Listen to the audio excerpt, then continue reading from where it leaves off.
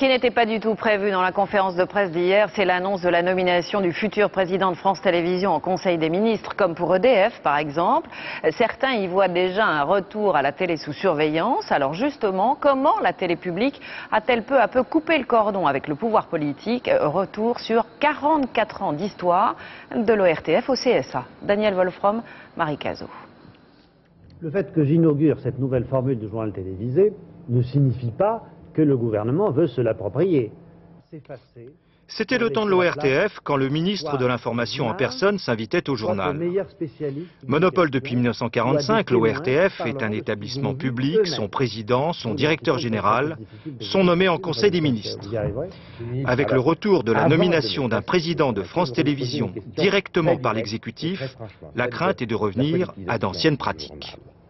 Pour une surprise, c'est une surprise, c'est sûr. C'est quand même un retour en arrière, puisque rappelez-vous, en 82, on avait créé la Haute Autorité de la Communication Audiovisuelle, présidée par Michel Cotta, pour précisément couper le cordon ombilical entre l'État et les chaînes de télévision publiques. Vous savez très bien que les chaînes de télévision publiques, les vrais patrons, c'était les ministres de l'information de l'époque. Revenons donc en arrière, il a fallu attendre l'arrivée de la gauche en 1981. Pour voir un an plus tard la création d'une instance de régulation, la Haute Autorité de l'Audiovisuel. C'est à elle qu'il reviendra désormais de nommer les responsables des chaînes publiques. Même topo en 1986 avec la cohabitation, l'arrivée de la droite au pouvoir et la transformation de cette haute autorité en CNCL qui deviendra CSA, Conseil supérieur de l'audiovisuel en 1989 avec le retour de la gauche au pouvoir. Ainsi, malgré les aléas politiques, gauche-droite, cohabitation, l'instance de régulation perdure et nomme tous les responsables des chaînes publiques. C'est ce à quoi Nicolas Sarkozy vient de mettre fin en reprenant la main. Je suis partisan d'un système simple et démocratique, à savoir une nomination par l'exécutif.